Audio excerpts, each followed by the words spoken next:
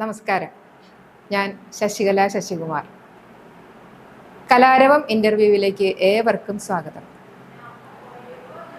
ഞാൻ പരിചയപ്പെടുത്തുന്ന ഓരോ വ്യക്തികൾക്കും ഓരോ പ്രത്യേകതകളുണ്ട്. ആ പ്രത്യേകതകൾ എന്താണെന്ന് അറിയണമെങ്കിൽ നമ്മൾ അവരിലേക്ക് ആഴ്ന്നിറങ്ങിപ്പോണം. അങ്ങനെയുള്ള രണ്ട് വ്യക്തികളെയാണ് ഞാൻ ഇന്ന് പരിചയപ്പെടുത്തുന്നത്. പ്രശസ്ത സാഹിത്യകാരൻ NV കൃഷ്ണവാര്യരുടെ മരുമകളായ NV സുഭദ്ര വാര്യരും അവരുടെ മകളായ സീമ വാര്യരുമാണ് ഞാൻ ഇന്ന് നിങ്ങൾക്ക് പരിചയപ്പെടുത്തുന്നത്.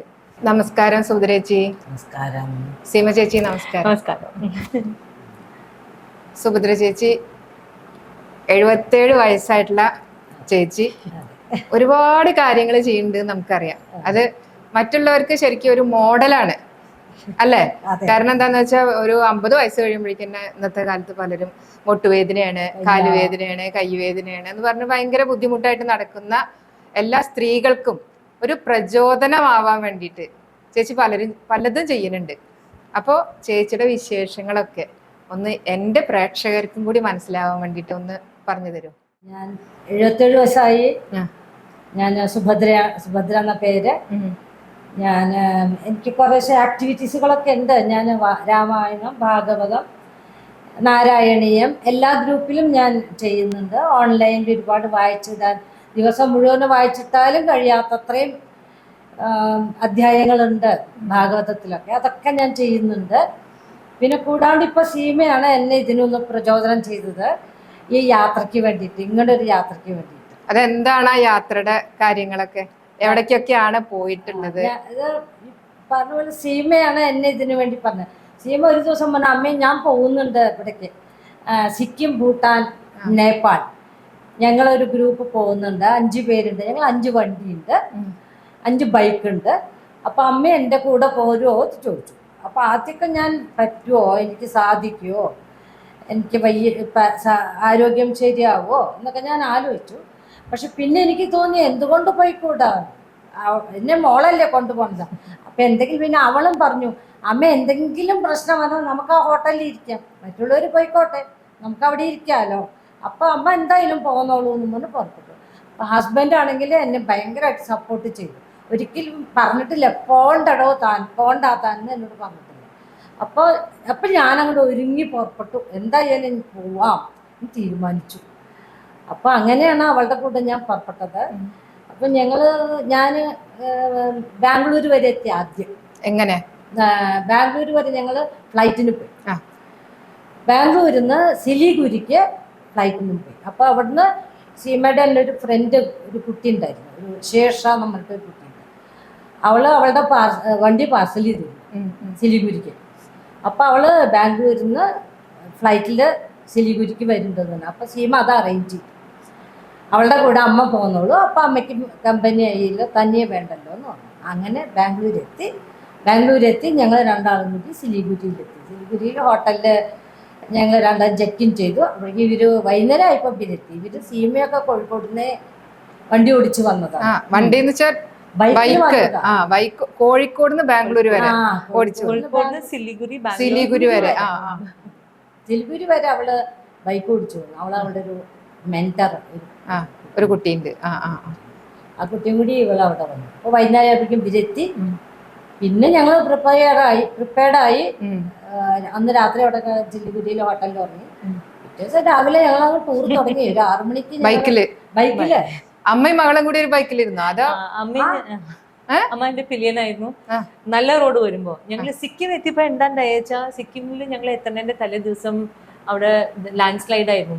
അപ്പോൾ ഹൈവേ ബ്ലോക്കായി, ഹൈവേ പോകാനില്ല. അപ്പോൾ ഞങ്ങൾക്ക് വേറൊരു വഴി കൂടെ കൊണ്ടുപോകാം. അത് ഹൈവേ കൂടെ ഞങ്ങൾ പോയാൽ 4 hours എടുക്കുക. ഇത് ഞങ്ങൾക്ക് 11 hours എടുത്തു. ആൻഡ് റോഡ് ഹൊറിബിൾ ആയിരുന്നു, ഭയങ്കര മോശമായിരുന്നു റോഡ്, ഫുൾ ഓഫ് റോഡായിരുന്നു.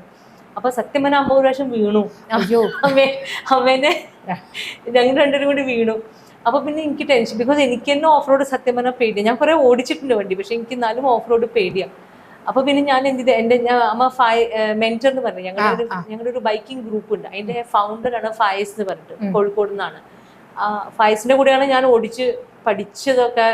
ഒരുവിധം ലോങ് ഡിസ്റ്റൻസ് ഒക്കെ പോയത് ഫായിസ്, ഞങ്ങൾ ആ ഗ്രൂപ്പിന്റെ കൂടെയാണ്.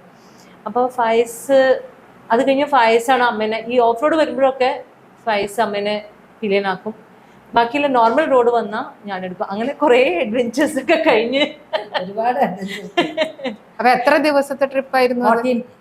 14 ദിവസത്തെ ട്രിപ്പ് 14 ദിവസം ഈ ബൈക്കില്. 5-ാം തീയതി ഞങ്ങൾ തുടങ്ങി. 5th സിലിഗുരിന്ന് സ്റ്റാർട്ട് ചെയ്തു. എന്നിട്ട് എവിടേക്കൊക്കെ എത്തി? ഞങ്ങള് സിക്കിം ഏകദേശം ഒരാഴ്ച കറങ്ങി. അവിടെ ഞാൻ പറഞ്ഞ പോലെ കുറെ ലാൻഡ് സ്ലൈഡിനോട് ചില ഏരിയസ് ഞങ്ങൾക്ക് പോകാൻ പറ്റിയില്ല. അത് സിക്കിം കഴിഞ്ഞിട്ട് ഞങ്ങൾ പിന്നെ അവിടുന്ന് ഭൂട്ടാനിൽ കയറി. ഭൂട്ടാൻ കഴിഞ്ഞ് ഞങ്ങൾ നേപ്പാൾ കയറി. നേപ്പാൾ കഴിഞ്ഞ് തിരിച്ച് സിലിഗുരി എത്തി. സിലിഗുരിയിൽ നിന്ന് അമ്മ ഫ്ലൈറ്റിൽ പോന്നു, ഞാൻ റൈഡ് ബാക്കി. സിലിഗുരിന്ന് ഗാങ്ടക്കിലെ 1-2 വലിയ വലിയ ബജാറുകളൊക്കെ പോയി കണ്ടു. അവിടെയൊക്കെ നടന്നു. അവിടെയൊക്കെ നടന്നപ്പോൾ ഒരുപാട് ഞങ്ങളുടെ നാട് ഹൈദരാബാദിലാണ്. ഞങ്ങൾ ഹൈദരാബാദിലാണ് താമസിക്കുന്നത്. അതെയോ, ശരി. ഹൈദരാബാദിലാണ് താമസിക്കുന്നത്. നാട് തൃശ്ശൂർ ഇവിടെ ചേർപ്പിലാണ്. പക്ഷെ ഞങ്ങൾ ഹൈദരാബാദിലാണ്. 82 മുതൽ ഹൈദരാബാദിലാണ്. ശരി. അവിടുന്നാണ് ഹസ്ബൻഡ് റിട്ടയർ ചെയ്തത്. അപ്പൊ അവിടെ തന്നെ ഞങ്ങൾ സെറ്റിലായി. എൻ്റെ മൂത്ത മകള് ഹൈദരാബാദിലുണ്ട്. അവള് സെൻട്രൽ ഗവൺമെന്റിൽ വർക്ക് ചെയ്യുന്നുണ്ട്, മൂത്ത മകള്. അപ്പൊ അവളവിടെയാണ് സ്ഥിരം, അവിടെയാണ്. പിന്നെ കല്യാണം കഴിച്ചത് തെലുഗു കുട്ടിയാണ്. അവള് കല്യാണം കഴിച്ചത്. പിന്നെ അവര് അവിടെ തന്നെയാണ് സെറ്റിലായത്. ഞങ്ങൾ അവിടെ തന്നെ സെറ്റിലായി, ഹൈദരാബാദിലും സെറ്റിലായി. ഹസ്ബൻഡിന് എന്തായിരുന്നു ജോലി? ഹസ്ബൻഡ് സെൻട്രൽ ഗവൺമെന്റിലെ പ്രസ്സിലായിരുന്നു, ഗവൺമെന്റ് ഓഫ് ഇന്ത്യ പ്രസ്. അത് കഴിഞ്ഞ് സെക്യൂരിറ്റി പ്രസ്സിലേക്ക് ട്രാൻസ്ഫർ ആയി.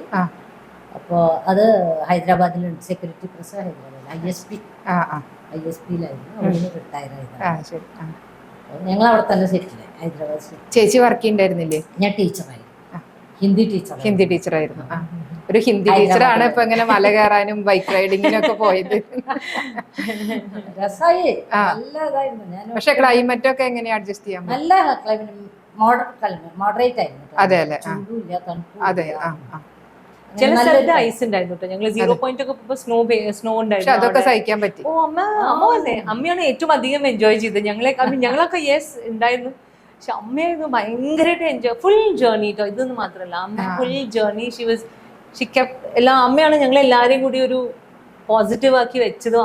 അമ്മയ്ക്ക് ഇങ്ങനെ എൻജോയ് ചെയ്യാൻ പറ്റുമെങ്കിൽ നമുക്ക് എന്താണെന്നുള്ള അങ്ങനെ ഒരു എനർജി അമ്മയുടെ ത്രൂ ഔട്ട്, അമ്മയുടെ ഒരു എന്താ പറയാ ഒരു എനർജി ഉണ്ടായിരുന്നു ഞങ്ങളുടെ എല്ലാവരും കൂടെ. അത് ഇതിപ്പോ കഴിഞ്ഞിട്ട് എത്ര കാലമായി ഈ യാത്ര? ലാസ്റ്റ് മന്ത് അല്ലേ കഴിഞ്ഞ. ഞാൻ തിരിച്ചു വന്നത് 20-ാം തീയതി ആയിരുന്നു ദീപാവലിയിലോ. ദീപാവലിയുടെ ഒക്ടോബർ അല്ലേ? 19th ഞങ്ങൾ തിരിച്ച് ഹൈദരാബാദ്. അപ്പൊ ഇനി എന്തെങ്കിലും പ്ലാൻ ഉണ്ടോ? ധൈര്യമുണ്ട്, എനിക്കിപ്പോ ധൈര്യം, പോവാനുള്ളൊരു ധൈര്യം വന്നു. ഒരു പേടിയില്ല. അതിന്റെ ഇടയിൽ ഈ ആത്മീയമായിട്ടുള്ള കാര്യങ്ങളും അതുണ്ട്. നല്ലോണം അതൊക്കെ അസലായിട്ട് വായിക്കാനും യോഗ ചെയ്യുന്നുണ്ട്. ഞങ്ങള് 2000 തൊട്ട് ഈ ശ്രീ ഗുരുശങ്കർ രവിശങ്കർ അദ്ദേഹത്തിന്റെ ആർട്ട് ഓഫ് ലിവിങ്ങിന്റെ കോഴ്സ് ചെയ്തിട്ടുണ്ട്. അത് ഡെയിലി ചെയ്യുന്നുണ്ട്. ഡെയിലി ചെയ്യുന്നുണ്ട്. സുദർശന ക്രിയ, പ്രാണായാമം, ഭസ്ത്രിക, ഫുൾ കോഴ്സ് മുഴുവൻ രാവിലെ ട്രാവൽ ചെയ്യുമ്പോ മാത്രം ഒഴിവാക്കും. അല്ലാണ്ട് അപ്പൊ കാലത്ത് എത്ര മണിക്ക് എണീക്കും? കാലത്ത് 4:30 എണീക്കും. കുളിക്കാം, അപ്പൊ തന്നെ കുളിക്കും. അപ്പൊ തന്നെ വിളക്ക് കൊളുത്തി, ഗുരുവായൂരിന്റെ വിളക്കൊക്കെ കൊളുത്തി വെച്ചാൽ പിന്നെ സമയം നേരെ 5:20 അപ്പൊ നേരെ യോഗയിലേക്ക്. അത് എത്ര നേരം ഉണ്ട്? അത് പാലക്കാട് നിന്നൊരു സാറുണ്ട് ഞങ്ങൾക്ക്, ഓൺലൈനാണ്. 300-350 പേരുണ്ടായില്ല. അപ്പോ ഞാൻ വളരെ ഡിവോട്ടഡ് ആണ് ആ സാറ്, ഞങ്ങളുടെ സാറ്. കോവിഡ് ടൈമിൽ സ്റ്റാർട്ട് ചെയ്ത ഓൺലൈനിൽ ഇപ്പോഴും ഒറ്റ ദിവസം പോലും നിർത്താണ്ട് ചെയ്തൊരു സത്യത്തിലാണ്. അദ്ദേഹം കല്യാണ ദിവസം പോലും അദ്ദേഹം ഇത് ചെയ്തിട്ടില്ല. രാവിലെ ഞങ്ങൾക്കെല്ലാം യോഗ എടുത്തിട്ടാണ്. അപ്പൊ ഈ 5:20 തുടങ്ങി അത്ര 1 മണിക്കൂർ 2 മണിക്കൂറോളം വരണ്ട്. നോൺ സ്റ്റോപ്പ് ചെയ്യും. മെഡിറ്റേഷൻ ഉണ്ട്, അതെ. ഈ എല്ലാം ഈ 2 മണിക്കൂർ കൊണ്ട് ഡെയിലി ചെയ്യുന്നുണ്ട്, മുടങ്ങാണ്ട് ചെയ്യുന്നുണ്ട്. ഈ യാത്രകൾ വരുമ്പോ മാത്രം അതാണ് ശരിക്കും അവരുടെ ആരോഗ്യത്തിന്റെ ഫുഡ് ഹാബിറ്റ്സും ഒക്കെ ഭയങ്കര സിമ്പിൾ. വീട്ടില് അങ്ങനെ പുറത്തുനിന്ന് കഴിക്കാണ്ട് അതൊക്കെയാണ് അമ്മയുടെ ശരിക്കൊരു എന്താ പറയാ. ഇത്രയും അമ്മന്നെ എല്ലാ പണിയും ചെയ്യോ വീട്ടില്? എല്ലാ പണിയും ഒരാളും വേണ്ട, എല്ലാം ചെയ്യും. കുക്കിങ്ങും എല്ലാ കാര്യങ്ങളും ചെയ്യാൻ പറ്റും. രണ്ടുപേരും കൂടി.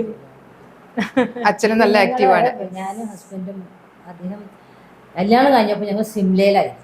അതെയോ ശരി. അദ്ദേഹത്തിന് വർക്ക് സിംലയിലായിരുന്നു കല്യാണം കഴിഞ്ഞു. ആ. അപ്പൊ ഫസ്റ്റ് സ്നോഫോളിന് ഞങ്ങൾ സിംലയാണ് കല്യാണം കഴിഞ്ഞിട്ട് പോയത് ഫസ്റ്റ്. അപ്പൊ ആ സ്നോവിന്റെ അത് ഇപ്പോഴും അദ്ദേഹത്തിന് ഭയങ്കര ഇഷ്ടമാണ്. അത് ശരി. അപ്പൊ എവിടെയാ സ്നോ ഉള്ളേച്ചാ തപ്പി പിടിച്ച് അവിടെ എത്തിപ്പെടും. അങ്ങനെ തപ്പി പിടിച്ച 3 കൊല്ലം ജപ്പാൻ പോയതാണ്. സ്നോ കാണാൻ, സ്നോ കാണാൻ. Winter peak of winter, peak വിന്ററിൽ ജനുവരി ഫെബ്രുവരി കൂടെ പോയിരുന്നോ? ഞങ്ങൾ രണ്ടുപേരും കൂടിയിട്ട് രണ്ടുപേരും പോവും. അച്ഛൻ തന്നെ എല്ലാം പ്ലാൻ ചെയ്യും, എല്ലാ ഐറ്റിനറിയും പ്ലാൻ ചെയ്യും, എവിടെ താമസിക്കണം, എന്ത് വേണം ഒക്കെ അച്ഛൻ തന്നെ പ്ലാൻ. ഒരു ടൂർ ഓപ്പറേറ്ററും വേണ്ട അച്ഛന്. അച്ഛൻ ഈ ശ്രീ രവിശങ്കറിന്റെ ചെയ്യാറുണ്ട്.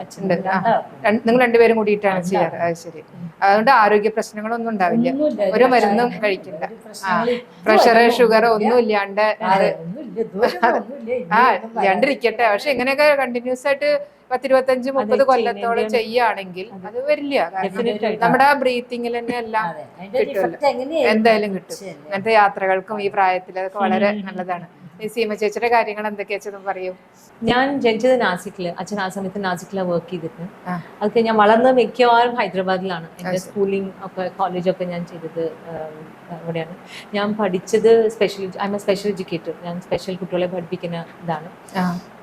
That is my background. പിന്നെ ബൈക്കിംഗ് എന്ന് പറയുന്നത് ഞാനൊരു 3.5 കൊല്ലം മുമ്പെയാണ് സ്റ്റാർട്ട് ചെയ്തത്. ഇപ്പൊ തുടങ്ങിയിട്ടുള്ളൂ. അതിപ്പോ തുടങ്ങിയിട്ടുള്ളൂ. അത് ആഗ്രഹം ഉണ്ടായിരുന്നു, എവിടെ ബൈക്ക് കണ്ടാലും അതിന്റെ മുകളിൽ കയറി ഇരുന്ന് ഒരു ഫോട്ടോ എടുക്കലൊക്കെ എന്റെ ഭയങ്കര ഒരു പാഷനായിരുന്നു. പക്ഷെ അത് ബൈക്ക് എന്തെങ്കിലും വാങ്ങുന്നോ അതോ അങ്ങനത്തെ ഒരു ഉണ്ടാവുന്നോ ഒരിക്കലും വിചാരിച്ചിട്ടുണ്ടായിരുന്നില്ല. പിന്നെ ഈ കോവിഡിന് മുമ്പ് ഹസ്ബൻഡ് ട്രിവാൻഡ്രത്തായിരുന്നു വർക്ക് ചെയ്തിരുന്നത്. അപ്പോൾ കോവിഡിന് മുമ്പ് ഞാൻ വെറുതെ ഇരിക്കുന്ന സമയത്ത് ഞാനൊരു ട്രെയിനിങ് ഒരു എന്താ പറയാ ബൈക്ക് പഠിക്കാൻ വേണ്ടി ഞാൻ പോയി. പക്ഷെ അവിടെ പോയിപ്പോ അവര് കാര്യമായിട്ട് പഠിപ്പിച്ചൊന്നുമില്ല. അവര് 3 ദിവസം എന്നെ വെറുതെ ഒരു ഗ്രൗണ്ടിൽ ഇങ്ങനെ വട്ടം കറക്കിന്നല്ലാണ്ട് എന്താന്നും പഠിപ്പിച്ചതില്ല. അപ്പൊ ഞാനത് വിട്ടു. അത് കഴിഞ്ഞിട്ട് പിന്നെ കോവിഡ് വന്നു. കോവിഡ് വരുമ്പോൾ എനിക്ക് ആ സമയത്താണ് ആൾക്കാർ ലെഫ്റ്റ് റൈറ്റ് ആൻഡ് സെന്റർ മരിക്കുന്ന ഒരു സംഭവം കണ്ടപ്പോൾ എനിക്ക് തോന്നി ആഗ്രഹങ്ങൾ എന്തെങ്കിലും ഉണ്ടെങ്കിൽ നമുക്കത് അങ്ങോട്ട് ചെയ്യണം. ഇനി നമ്മൾ വെയിറ്റിംഗ്, നമ്മൾ എന്തെങ്കിലും ആഗ്രഹം ഉണ്ടെങ്കിൽ അത് പറ്റുന്നില്ലെങ്കിൽ നമുക്കത് സാധിക്കണം എന്നുള്ളൊരു അപ്പോഴാണ് എനിക്ക് തോന്നൽ തുടങ്ങിയത്. അപ്പൊ അത് കഴിഞ്ഞിട്ട് ആണ് ഞാൻ ഹസ്ബൻഡിനോട് പറഞ്ഞത് നമുക്കൊരു ബൈക്ക് വാങ്ങിയാലോ എന്ന്. അപ്പൊ ഹസ്ബൻഡ് വാസ് ഓക്കെ. അപ്പൊ തന്നെ ഇമ്മീഡിയറ്റ് ആയിട്ട് ശരി നോക്കാം നമുക്കെന്ന് പറഞ്ഞു. അപ്പൊ ഞങ്ങൾ ഫ്രണ്ട്സിനോടൊക്കെ അന്വേഷിച്ചു തുടങ്ങി എങ്ങനെയാണ് ഏതാണ് വാങ്ങണ്ടേന്നൊക്കെ. അപ്പൊ കസിൻസ് ആയാലും ഫ്രണ്ട്സ്, ഹസ്ബൻഡിന്റെ ഫ്രണ്ട്സ് ആയാലും എല്ലാവരും പറഞ്ഞത് അയ്യോ ഇത് അന്ന് എനിക്ക് 49th ഇയർ ആവാൻ പോവാണ്. അപ്പൊ എല്ലാവരും ഈ 50-ാം വയസ്സിൽ പോയിട്ട്, എന്റെ കസിൻസ് ഒക്കെ എന്നെ കളിയാക്കിയിരുന്നത്, നീ 50-ാം വയസ്സിൽ പോയിട്ട് നീ എന്തിനീ ബൈക്ക് വാങ്ങണ്ട, ഒരു കാറ് വാങ്ങുക. ഞങ്ങളുടെ ഓൾട്ടോ ആണ്. അപ്പൊ ഓൾട്ടോ അപ്ഗ്രേഡ് ചെയ്താൽ പോരെ നിങ്ങൾക്ക്, എന്തിനീ നിങ്ങൾ ഇത് ബൈക്ക് വാങ്ങണേന്നൊക്കെ പറഞ്ഞു. അങ്ങനെയല്ല. പിന്നെ എല്ലാവരും പറഞ്ഞ വെയിറ്റ് ആണ്, ബുദ്ധിമുട്ടാവും, ഓടിക്കാൻ പറ്റില്ല, വേസ്റ്റ് ആവും, വെറുതെ ഇരിക്കും, മെയിൻ്റെനൻസ് ഉണ്ട് എന്നൊക്കെ പറഞ്ഞ് ഇങ്ങനെ ഒരു കുറെ റീസൺസ് തന്നു വേണ്ടാന്നിരിക്കാൻ. അപ്പൊ ഞാൻ ഹസ്ബൻഡിനോട് പറഞ്ഞു നമുക്ക് വേണ്ട, നമുക്ക് വിടാം, സാരില്ല, ജസ്റ്റ് ചിലപ്പോൾ വെറുതെ ഒരു ഡ്രീം തോന്നിയൊരു ആഗ്രഹമാവും, വേണ്ടാന്ന് വെച്ചു. അങ്ങനെ വിട്ടു ഞങ്ങൾ, വേണ്ടാന്ന് വെച്ചു. അല്ല വേണ്ടാന്ന് വെച്ചില്ല, അതുകൊണ്ട് ഒരു പോസിൽ ഇട്ടു. അത് കഴിഞ്ഞിട്ട് ഞാനൊരു ഏത് ട്രിപ്പിന് പോയി തിരിച്ചു വന്നപ്പോൾ ഹസ്ബൻഡ് പറഞ്ഞു അതല്ല, നമുക്ക് വാങ്ങാം, യൂസ് ചെയ്യോ ഇല്ലേ നമുക്ക് പിന്നെ നോക്കാം, നമുക്ക് സാധനം നമുക്ക് വാങ്ങാമെന്ന് പറഞ്ഞു. അങ്ങനെയാണ് ഞങ്ങൾ ഈ സാധനം വാങ്ങിയതും. ഓൺ മൈ 49th ബർത്ത്ഡേ, എൻ്റെ June 8th ആണ് എൻ്റെ birthday. June 5th husband gift തന്നതാണ്. എൻ്റെ ഹസ്ബൻഡാണ് എന്നെ ഗിഫ്റ്റ് ചെയ്തത്. എനിക്ക് തോന്നുന്നു ആ സമയത്ത് ഗിഫ്റ്റ് ചെയ്തപ്പോഴും ഇത്രയും വിചാരിച്ചിട്ടുണ്ടാവില്ല, ഇങ്ങനെ ഒരു ലെവലിൽ പോകുമെന്ന് വിചാരിച്ചിട്ടുണ്ടാവില്ല. പക്ഷെ അന്ന് തുടങ്ങി, അന്ന് ഞാൻ പറയില്ല, ഞങ്ങളുടെ ഒരു ഗ്രൂപ്പ് ഉണ്ട്, ബൈക്കിംഗ് ഗ്രൂപ്പ് ഉണ്ട്. അതിൽ ഞാൻ ഫസ്റ്റ് ടൈം ഒരു വയനാട് ട്രിപ്പാണ് ഉണ്ടായത്. അപ്പൊ ആ വയനാട് ട്രിപ്പിന് പോയപ്പോൾ ഞാൻ കാണുമ്പോഴൊക്കെ കുഞ്ഞു കുട്ടികളാണ്, എന്നുവെച്ചാൽ എൻ്റെ മോൻ്റെ പ്രായമുള്ള കുട്ടികളാണ് അവിടെ ഉള്ളത്. അപ്പൊ എനിക്ക് തോന്നി ഇവർക്കൊക്കെ ഇഷ്ടംപോലെ സമയമുണ്ട്, സ്ലോലി ഓരോ സ്ഥലം കാണാനും ഒക്കെ സമയം. എനിക്ക് അത് ഉണ്ടെന്ന് തോന്നില്ല. എനിക്കൊരു ഫീലിംഗ് വന്നു, എനിക്ക് ചെയ്യേണ്ടതൊക്കെ വേഗം ചെയ്ത് തീർക്കണം, എനിക്ക് സമയം ഉണ്ടാവുമെന്ന് എനിക്ക് അറിയില്ല. അപ്പൊ ആ ഒരു കാരണം, ഹസ്ബൻഡ് പില്ലിയനാണ്, ഹസ്ബൻഡ് വണ്ടി ഓടിക്കില്ല, ഹസ്ബൻഡ് കാർ ഓടിക്കില്ല, ബൈക്കൊന്നും ഓടിക്കില്ല. അപ്പൊ ഹസ്ബൻഡാണ് എൻ്റെ പില്ലിയനാണ്, എൻ്റെ സപ്പോർട്ടും എൻ്റെ പില്ലിയനും ഹസ്ബൻഡാണ്. അപ്പൊ അങ്ങനെ ഞങ്ങള് ഫസ്റ്റ് ജേർണി പോയത് ഫ്രോം കാലിക്കറ്റ് ടു ഗോവയിൽ നിന്ന് പിന്നെ ഞങ്ങൾ ബോംബെ. അതാണ് ഞങ്ങളുടെ first long trip as husband my pillion. ഞങ്ങൾ അങ്ങനെ ഒരു ട്രിപ്പ് ഞങ്ങൾ പോയി. അതോടെ കോൺഫിഡൻസ് ഇമ്പ്രൂവ് ആയി, ബിക്കോസ് അത് അത്യാവശ്യം ലോങ് ഡിസ്റ്റൻസ് ആയിരുന്നു. അങ്ങനെ കോൺഫിഡൻസ് ഇമ്പ്രൂവ് ആയി. പിന്നെ ഞങ്ങളുടെ CRF ആണ് ഞങ്ങളുടെ ഗ്രൂപ്പ്, ഞങ്ങളുടെ ബൈക്കിംഗ് ഗ്രൂപ്പ്. അപ്പൊ ആ CRFന്റെ കൂടെ പോയി ചെറിയ റൈഡ്സ് ആയാലും എല്ലാ റൈഡ്സും പറ്റുന്ന എല്ലാ റൈഡ്സും ഞാൻ അറ്റൻഡ് ചെയ്യും. കുറേ കണ്ടു പഠിച്ചു. പിന്നിൽ പോകുമ്പോൾ എങ്ങനെ വണ്ടി ഓടിക്കണം, എങ്ങനെ ഇത് ചെയ്യണം എന്നൊക്കെ അത് കുറേ എൻ്റെ ഫ്രണ്ട്സിൻ്റെ അടുത്ത് നിന്ന് കണ്ടും അറിഞ്ഞും സംസാരിച്ചും പഠിച്ച് അങ്ങനെയാണ് തുടങ്ങിയത്. എൻ്റെ first long ride, solo ride എന്ന് പറയുന്നത് ഞാൻ കോഴിക്കോട് നിന്ന് ഏകദേശം ജമ്മു വരെ ഞാൻ എത്തി ഒരു പ്രാവശ്യം. അത് ഐ തിങ്ക് 2023-24 തോന്നുന്നുണ്ട്. അത് ഞാൻ ജമ്മു വരെ പോയി. അതിൽ ഡൽഹിയിൽ നിന്ന് എൻ്റെ കൂടെ 2 പേര് ജോയിൻ ചെയ്തിട്ടുണ്ടായിരുന്നു. ഞാൻ അവരുടെ കൂടെ ജോയിൻ ചെയ്തു. പക്ഷെ അത് ഞങ്ങൾ അധികം ഒരുമിച്ച് പോയില്ല. അപ്പൊ ജമ്മു വരെ പോയി. പിന്നെ ലഡാക്ക് പോകാനായിരുന്നു പ്ലാനൊക്കെ, ലഡാക്ക് എത്താനായിരുന്നു. പക്ഷെ അത് എത്തിയില്ല. അവിടെ മുഴുവൻ ലാൻഡ് സ്ലൈഡ്സ് ആയിരുന്നു. അപ്പൊ ഞാൻ പിന്നെ അവിടുന്ന് തിരിച്ചു പോന്നു. അതായിരുന്നു എൻ്റെ ഫസ്റ്റ് സോളോ റൈഡ്. പിന്നെ ഇക്കൊല്ലം ഇപ്പൊ ഞാൻ ചെയ്തത് ഒരു വാരണാസി, പ്രയാഗ്രാജ്, അയോധ്യ, ബോധ്ഗയ, ഇതൊരു റൈഡ് ഞാൻ ഏപ്രിലിൽ ഞാൻ ഒറ്റയ്ക്ക് പോയി വന്നു. പിന്നെ ഞങ്ങൾ ഗ്രൂപ്പിൽ ഇപ്പം അമ്മയുടെ കൂടെ, അമ്മയും ഞങ്ങളുടെ ബാക്കിയുള്ള CRFന്റെ കൂടെ ഞങ്ങൾ സിക്കിം, ഭൂട്ടാൻ, നേപ്പാൾ പോയി. തിരിച്ചു വരുമ്പോൾ ബാക്കി സിലിഗുരിയിൽ നിന്ന് എല്ലാവരും ഫ്ലൈറ്റ് കയറി, ഞാൻ വണ്ടി ഓടിച്ചു പോന്നു, സോളോ ഓടിച്ചു പോന്നു. അപ്പൊ എന്താ പറയുക, ആ കോസ്റ്റ് ക്ലിയർ ആക്കി. പിന്നെ ഉണ്ടായിരുന്നത് ഈ കോസ്റ്റാണ്, ഞങ്ങളുടെ ഈ വെസ്റ്റ് കോസ്റ്റ് ആണ് ബാക്കി ഉണ്ടായിരുന്നത്. അപ്പൊ അതിപ്പോ കഴിഞ്ഞ് ഇന്നലെ എത്തിയുള്ളൂ ഞാൻ. ഇന്നലെ ഗുജറാത്ത് വരെ പോയി. അവിടെ ഗുജറാത്തിൽ ഒരു 10 ദിവസം ഒറ്റയ്ക്ക്. ഹസ്ബൻഡ് ഉണ്ടായിരുന്നില്ലേ? ഇല്ല, അതൊക്കെ ഒറ്റയ്ക്ക്. അതെ. അപ്പൊ ഇങ്ങനെ പോകുമ്പോ താമസിക്കാനൊക്കെ അത് ഞാൻ ഓൾറെഡി ഇത് ചെയ്യും, ഓൾറെഡി ബുക്ക് ചെയ്ത് പോകും. എസ്പെഷ്യലി ബിക്കോസ് ഇപ്പൊ ഡിസംബർ സീസൺ അല്ലേ, ഫുള്ളായിരുന്നു, ഭയങ്കര ഇതായിരുന്നു. ന്യൂ ഇയർ, ക്രിസ്മസ് ഫുൾ തിരക്കായിരുന്നു. പക്ഷെ കുഴപ്പമില്ല, ഞാൻ എല്ലാം ഓൾറെഡി ഇപ്പൊ എവിടെ എത്തണം, എനിക്ക് അറൌണ്ട് ഒരു 500-600 കിലോമീറ്റേഴ്സ് പെർ ഡേ ആണ് കണക്ക് വെച്ചിട്ട്. അപ്പൊ അതൊരു കണക്ക് വെച്ചിട്ട് എവിടെ എത്തും എന്നറിയാം. അപ്പൊ അവിടെ ഓൾറെഡി ബുക്ക് ചെയ്ത് വെക്കും. പിന്നെ അങ്ങനെ ഓരോരോ ഡിസ്റ്റൻസ്, പിന്നെ ഏതൊക്കെ സ്ഥലം വേണം, അത് എന്നെ കുറെ ആൾക്കാർ ഹെൽപ്പ് ചെയ്യും. ചേച്ചി ഒന്നാമത് ഹെൽപ്പ് ചെയ്യും. ഏതൊക്കെ ഞാൻ ഒരു ബേസിക് പ്ലാൻ ഇട്ട് കഴിഞ്ഞാൽ പിന്നെ ചേച്ചി അത് ട്വീക്ക് ചെയ്യും. ചേച്ചി നല്ലോണം ട്രാവൽ ചെയ്യുന്ന ആളാണ്. അപ്പൊ ചേച്ചി ട്വീക്ക് ചെയ്ത് തരും. അല്ലെങ്കിലും ഇപ്പൊ ഗുജറാത്തിൽ കുറെ ഫ്രണ്ട്സ് ഉണ്ട്, അപ്പൊ എല്ലാവരും ഇങ്ങനെ കുറെ പേര് കോൺട്രിബ്യൂട്ട് ചെയ്യും. എന്റെ സോളോ എന്ന് പറയാൻ പാടുമോ എന്ന് അറിയില്ല. ബിക്കോസ് സോളോ എന്ന് പറയുമ്പോൾ ഒറ്റയ്ക്കാണ്, അതല്ല, കുറെ പേര് എന്നെ ഹെൽപ്പ് ചെയ്തുകൊണ്ടാണ് ഈ ഓരോ ജേർണിയും ചെയ്യുന്നത്. അപ്പൊ അങ്ങനെ ഇന്നലെ അതൊക്കെ കഴിഞ്ഞ് ഇന്നലെയാണ് ഞാൻ കോഴിക്കോട് എത്തിയത്. പിന്നെ അവിടുന്ന് ഇങ്ങോട്ട് കോഴിക്കോടാണ് എന്റെ വീട്. താമസിക്കുന്നത് കോഴിക്കോട്. അമ്മയാണ് ഹൈദരാബാദ്. മക്കള്? മോൻ ബാംഗ്ലൂർ ഗിറ്റാറിസ്റ്റ് ആണ്, ബേസ് ഗിറ്റാറിസ്റ്റ് ആണ്. ശരി. ഒരാളെ? ഹസ്ബൻഡ് സോഫ്റ്റ്വെയറിലാണ്, വർക്കിംഗ് ഫ്രം ഹോം, കോഴിക്കോട് തന്നെ. ഇപ്പൊ വേറെ എന്തെങ്കിലും വർക്ക് ചെയ്യുന്നുണ്ടോ? ഞാൻ സ്പെഷ്യൽ എഡ്യൂക്കേറ്റർ ആണ്. അപ്പൊ ഞാൻ സദ്ഭാവന എന്ന് പറഞ്ഞൊരു സ്കൂളുണ്ട് കോഴിക്കോട്. അതില് special education head of department ആയിരുന്നു. പക്ഷെ അങ്ങനെ ആകുമ്പോൾ ട്രാവൽ ചെയ്യാനൊക്കെ, ലീവ് എടുക്കാനൊക്കെ ഭയങ്കര ബുദ്ധിമുട്ടായിരുന്നു. കുറെ ആലോചിച്ചിട്ട് വേണം. അപ്പൊ ഞാൻ എന്ത് വെച്ചാൽ അത് വിട്ടിട്ട് പിന്നെ ഇപ്പൊ മക്കള് വീട്ടിൽ ട്യൂഷൻ പോലെ 1-to-1 ഇൻഡിവിജ്വൽ സെഷൻസ് എടുത്തിട്ട് മക്കള് വീട്ടിൽ വരും. അപ്പൊ അങ്ങനെ ചെയ്തു. അത് സ്പെഷ്യൽ എന്ന് പറയുമ്പോൾ ഓട്ടിസം, ഇന്റലക്ച്വലി ഡിസേബിൾഡ് എല്ലാം ഉണ്ട്. അതിലൊക്കെ ഹിയറിംഗ് ഇമ്പയർമെന്റും വിഷ്വൽ ഇമ്പയർമെന്റും അല്ല, അതിലൊക്കെ എന്തെങ്കിലും? ഞാൻ എന്റെ ഡിഗ്രി ചെയ്തത് അതാണ്. എന്റെ ഡിഗ്രി ചെയ്തത് ഹൈദരാബാദിലൊരു ഇൻസ്റ്റിറ്റ്യൂട്ട് ഉണ്ട്, അവിടെ നിന്നാണ് ചെയ്തത്. അല്ല, അപ്പൊ ഇത് ഒരു തെറാപ്പി പോലെയാണല്ലോ ഈ സ്പെഷ്യൽ എഡ്യൂക്കേഷൻ എന്ന് പറഞ്ഞാൽ. അപ്പൊ അതില് നല്ല അനുഭവങ്ങൾ വല്ലതും ഉണ്ടായിട്ടുണ്ട്? അനുഭവങ്ങൾ എന്ന് പറയുമ്പോൾ എന്റെ ഇപ്പൊ ഒരു സ്റ്റുഡന്റ് ഡിഗ്രി പാസ്സായി, ഇപ്പൊ ജോലിയായി. അതാണ് അവൻ എന്റെ അടുത്ത് 3ാം ക്ലാസ്സിൽ വന്ന കുട്ടിയാണ്. അപ്പൊ അവനിപ്പോ പാസ്സായി. ഈസി അല്ല, നോട്ട് ഈസി ഫോർ ഹിം. അമ്മയ്ക്കായാലും ഈസി അല്ല, അവന്റെ അമ്മയ്ക്കായാലും. പക്ഷെ ഞങ്ങള് 10th പാസ്സായി, 12th ഭയങ്കര ഡിഫിക്കൽട്ട് ആയിട്ടുള്ള ജേർണി ആയിരുന്നു. മോർ ദാൻ അവന്റെ ഡിഫിക്കൽട്ടി ആ സൊസൈറ്റി അവനെ അക്സെപ്റ്റ് ചെയ്യാൻ, സൊസൈറ്റി അവനെ കൂടെ കൊണ്ട് നടക്കുക എന്നുള്ള, സ്കൂൾസ് അക്സെപ്റ്റ് ചെയ്യുക, അതൊക്കെയായിരുന്നു ഞങ്ങളുടെ മോസ്റ്റ് ഡിഫിക്കൽട്ട് ആയിട്ടുള്ള സിറ്റുവേഷൻസ്. ഞങ്ങളുടെ അതായിരുന്നു. നോട്ട് അവന്റെ ഇഷ്യൂസ് അല്ല, സൊസൈറ്റി എങ്ങനെ അക്സെപ്റ്റ് ചെയ്യുന്നു, സ്കൂൾ എങ്ങനെ അക്സെപ്റ്റ്, അതായത് ഞങ്ങളുടെ ഇഷ്യൂ. അവനിപ്പോ 12th കഴിഞ്ഞ് ഡിഗ്രിയും കഴിഞ്ഞ് ഇപ്പൊ ജോലിക്ക് കയറി. ലാസ്റ്റ് മന്ത് അത് ഭയങ്കര സന്തോഷമുള്ള കാര്യമാണ്. യെസ്, കിരണിന് ജോലി കിട്ടുക എന്നുള്ളത് ഞങ്ങൾ എന്നോ സ്വപ്നം കണ്ടുകൊണ്ടിരിക്കുന്ന ഒരു കാര്യമായിരുന്നു. എത്ര വയസ്സായി? അവനിപ്പോ 23 ആവും. അത്ര ഇട്ടുള്ളൂ.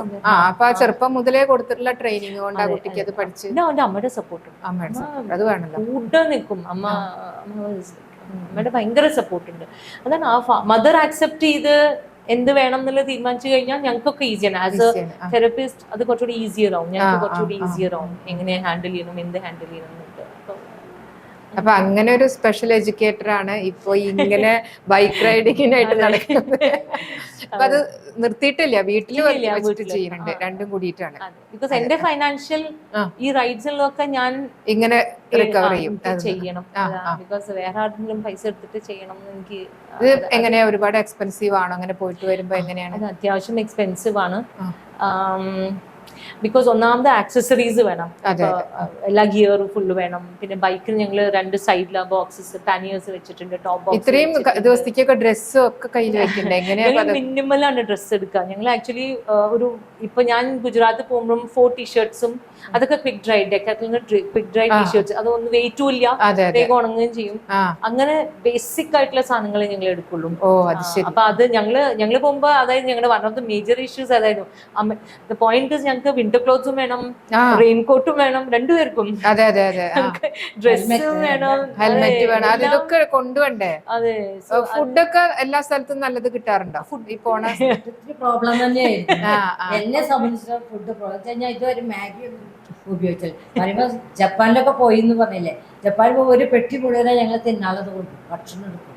ഈ രസപ്പൊടിയുടെ പിന്നെ ബിരിയാണി റൈസ് പാക്കറ്റായിട്ട് എല്ലാം കിട്ടും. ആ പാക്കറ്റായിട്ട് ഞങ്ങൾ എല്ലാം ഒരു പെട്ടി അതന്നെ ഉണ്ടാവും, ഭക്ഷണം തന്നെ ഉണ്ടാവും. എന്തെങ്കിലും ഇതുപോലെ കഴിക്കുന്നത് അതൊക്കെ കൊണ്ടുപോയിട്ട് ഞങ്ങള് ജപ്പാനിലും കൂടി അഡ്ജസ്റ്റ് ചെയ്തു. അപ്പൊ ഇത്തവണ പോകുമ്പോ അതൊരു പ്രശ്നം, എനിക്ക് മാഗി ഒക്കെ കഴിക്കേണ്ടി വന്നു. മോമോസ് കഴിച്ചില്ല, ഞങ്ങള് ചോദിച്ചു നോക്കി, മോമോസ് അമ്മ കഴിച്ചില്ല, മാഗി പക്ഷെ കഴിച്ചു. അതൊക്കെ വേണ്ടി വന്നു. But other than that she was okay. പിന്നെ ഞങ്ങൾക്ക് ഏതെങ്കിലും അറ്റ്ലീസ്റ്റ് 1 ടൈം ഞങ്ങൾക്ക് റൈസ് ചപ്പാത്തി കിട്ടും. അതിനൊക്കെ അമ്മ വലിയൊരു പ്രോബ്ലം ഒന്നും ആയില്ല. വെള്ളവും ഒക്കെ നല്ലത്, കുഴപ്പമില്ല. നമുക്ക് ഹൈഡ്രേഷൻ ബാഗ് ഉണ്ട്, അപ്പൊ ഹൈഡ്രേഷൻ ബാഗിൽ വെള്ളം ഉണ്ടാവും. ഡ്രസ് അപ്പൊ ഇങ്ങനത്തെ തണുപ്പ് സ്ഥലത്തേക്ക് ചെല്ലുമ്പോ ഭയങ്കര ബുദ്ധിമുട്ടാണ്. അത് എല്ലാവരും ക്യാരി ചെയ്യലാണ്, വേറെ ബുദ്ധിമുട്ടൊന്നും. ഇതൊക്കെ ക്യാരി ചെയ്യാനുള്ള. അതാ ഞാൻ ചോദിക്കണേ, 2 ആഴ്ച എന്നൊക്കെ പറയുമ്പോ അത്രയും കയ്യിൽ കരുതണല്ലോ. അത് ഈ ബൈക്കിൽ വെക്കാൻ അത് ഞങ്ങൾ ഓരോ ഡെസ്റ്റിനേഷനിൽ എത്തുമ്പോ അപ്പൊ തന്നെ കഴുകണം. ഞങ്ങളുടെ അടുത്ത് ഇതുണ്ട്, ഞങ്ങളുടെ ചില ഗേൾസിന്റെ അടുത്ത് ഹെയർ ഡ്രയർ. അപ്പൊ ആ ഡ്രയർ വെച്ചിട്ട് വേഗം അത് 2 ഡ്രയർ, ആ 2 ഡ്രയർ വെച്ചിട്ട് 5 പേരും കൂടിയും എനിക്ക് ആദ്യം നിനക്കാദ്യം അങ്ങനെ ഒരു ബഹളമൊക്കെ. It was fun. അതെ അതെ അതെ. ശരിക്കും ഈ യാത്ര എന്നൊക്കെ പറഞ്ഞാൽ ഭയങ്കര ഒരു രസകരമാണ്. Very true. രസമായിരുന്നു. എന്റെ മൂത്ത മകളെന്ന് പറഞ്ഞില്ല, ഹൈദരാബാദിൽ അവള് ട്രക്കറാണ്. അവള് ഫുൾ മിക്കവാറും ഓൾ ഹിമാലയാസ് കഴിഞ്ഞു. ഒരു ഇതായി ചേച്ചിയുടെ ഒക്കെ ട്രെക്കിംഗ് ഒക്കെ ആയി. അതെ, ഓ ശരി. ട്രക്കറാണ് അവള്. അവിടെ ഇനി പോവാത്ത സ്ഥലം എന്താന്ന് തോന്നില്ല, വലുതാപൂർവ്വം പോയിരിക്കാം. വാരി പാസ് എന്നും പറഞ്ഞിട്ടുള്ള ഉത്തരാഖണ്ഡ് ഋഷികേശ്. അപ്പൊ ഒരാള് ട്രക്കറാണ്, ഒരാള് ബൈക്കറാണ്. അമ്മ അവരുടെ കൂടെ നടക്കുന്നു. ഒഴുക്കില് ഞാനും പോകും. അതെ, എനിക്ക് സന്തോഷമായിട്ട് ഇവർക്ക് കണ്ടാണ്ട് കൂടെ നടക്കും. അച്ഛന് ഇത് എന്തെങ്കിലും ഉണ്ടോ? അച്ഛന് യാത്ര ഇഷ്ടാണ്, പക്ഷെ ഇഷ്ടാണ്. അച്ഛന് ഒരു പ്രാവശ്യം ഞാൻ കോഴിക്കോടുന്ന് കഞ്ഞിരറ്റം വരെ കൊണ്ടുപോയിട്ടുണ്ട് ബൈക്കില്. അച്ഛൻ നോക്കണമെന്നുണ്ട് എങ്ങനെ ഉണ്ട് എന്നിട്ട് നോക്കണമെന്നുണ്ടായിരുന്നു. അത് that was initial days. I think അച്ഛൻ അത്ര ബുദ്ധിമുട്ടായിട്ടുണ്ടാവും, ലോങ് ആകും. കാറൊക്കെ ഡ്രൈവ് ചെയ്ത് പോവില്ലേ? ഇപ്പൊ ഡ്രൈവ് ചെയ്യില്ല, പണ്ടുണ്ടായിരുന്നു. ഇപ്പൊ ഹെൽത്ത് ഇഷ്യൂസ് ഒന്നും ഇല്ലല്ലോ. 88 വയസ്സായി അച്ഛൻ. എന്നാലും ആള് ഫുൾ ആക്റ്റീവാ. ഈ ഷുഗറും ബിപിയും പ്രോബ്ലം ഒന്നുമില്ല, മരുന്നുകളൊന്നുമില്ല. സന്തോഷം, അതാണ് ഏറ്റവും ആവശ്യം. മരുന്നുകളില്ലാണ്ടിരുന്നാൽ തന്നെ കുറെ ആശ്വാസമാണ്. പിന്നെ ഞങ്ങൾ പിന്നെ കൂടാണ്ട് കൊറോണയ്ക്ക് ജസ്റ്റ് മുന്നിൽ റഷ്യ വരെ പോയിട്ട് നോർത്തേൺ ലൈറ്റ് കാണാനുള്ള പോകുന്നുണ്ട്. ആർട്ടിക് വരെ പോയി. ആർട്ടിക്കില് മൊർമോസ് എന്ന് പറഞ്ഞൊരു സ്ഥലമുണ്ട്, അവിടെ വരെ പോയി. റഷ്യയിൽ പോയി, അവിടെ പോയി ഒരു ആഴ്ച 10 ദിവസം അവിടെ തണുപ്പാണ്, വിന്റർ ആണ് മെയിൻ ആയിട്ട്. അച്ഛന് സ്നോ എത്ര കണ്ടാലും മതിയാവില്ല, പക്ഷെ അത് സഹിക്കാൻ പറ്റുന്നുണ്ടല്ലോ. And what you see there is China. So we are on the China border. We're so happy to be here. Today's was an easy ride. The roads are super. Thanks to bro. Roads are awesome. Sujalam sufalam malayaj shikalam sasya shamalam vande mataram. Sujalam sufalam malayaj shikalam sasya shamalam vande mataram.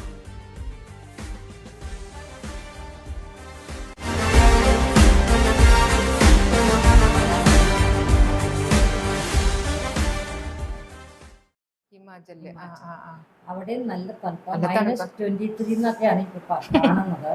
പക്ഷെ അങ്ങനെ പേടിയൊന്നുമില്ല. ഒരു പേടിയില്ല. എല്ലാം dress എടുത്താ പോരെ. എല്ലാം എനിക്ക് ഇവിടെ തന്നെ 23 പറയുമ്പോ പേടിയാ. ഇന്നർ, പിന്നെ തലയിൽ മങ്കി ക്യാപ്പ്, ഗ്ലോവ്സ് എല്ലാം റെഡിയാണ്. ഡ്രസ്സൊക്കെ റെഡിയാണ്. പിന്നെ ഡ്രസ് എല്ലാം ചെയ്താൽ തണുപ്പൊന്നും സാധനം. എത്ര ദിവസത്തേക്കാ? 10 days. 10 days.